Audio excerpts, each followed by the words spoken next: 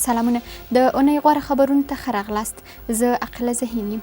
د افغانستان برېښنا شرکت له 2 شرکتونو سره د 110 میګاواټ لمریزې او بادي برېښنا د تولید لپاره د 4 پروژو تړونونه لاسلیک کړل. ولسمشر غني د دغه تړونونو د لاسلیک پر مهال وویل دغه 4 تړونونه د افغانستان برېښنا شرکت د سترو تړونونو له ډلې څخه دي چې 180 میلیونه ډالر پانګونه پکې شوي او له 18 څخه تر 22 میاشتو موده کې به د تولیدي ظرفیتونو شبکه کې کابو 110 میګاواټه برېښنا زیاته شي. تیرو 2 اونیو کې 9 میلیارډ 407 میلیونه افغانۍ عواید راټول شوي. د افغانستان د مالیې وزارت وایي چې د تیرو 2 اونیو دغه ملي عواید د روان کال د وږي میاشتې د وروستیو 2 اونیو په پرتله 984 میلیونه افغانۍ زیاتوالی ښیي.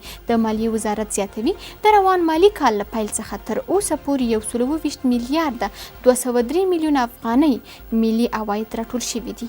کابل کې امریکا سفارت افغانستان ته د مصنوعي تنفس 100 دستګاوې ورکړي. په افغانستان او ډیرو نورو هیوادونو کې د مصنوعي تنفس وسیلو ته وروسته له هغې زیاته اړتیا پیدا شوه چې د کوویډ 19 د ناروغانو شمیر زیات شو. د افغانستان د روغتیا وزارت په یو بیان کې وایي چې د روغتیا وزیر احمد جواد عثماني د امریکا دا مرسته د کورونا د ناروغانو د علاج لپاره خورا مهمه وبلله. سږکال به د هیواد د زعفرانو حاصلات له 100 ټنو زیات شي. د کرنې او مالدارۍ وزارت وایي چې د دې حاصلات ډیری برخه د هیواد له لویدیځو ولایتونو ترلاسه کیږي.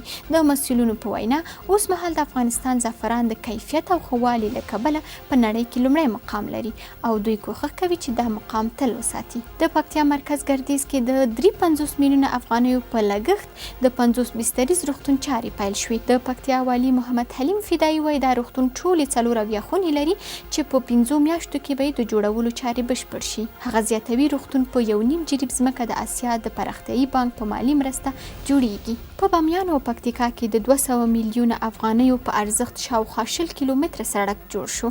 چارواکي وایي د یادو سړکونو جوړېدا کې لسګونو کسانو ته د کار زمینې برابر شوې وي. پکتیا کې د یوې سترې سړې خونې د جوړولو چارې پیل شوې. دغه سړه خونه چې د پکتیا ولایت د احمد آباد په ولسوالۍ کې جوړیږي د 1500 ټنه میوو او سبو د ساتنې وړتیا لري.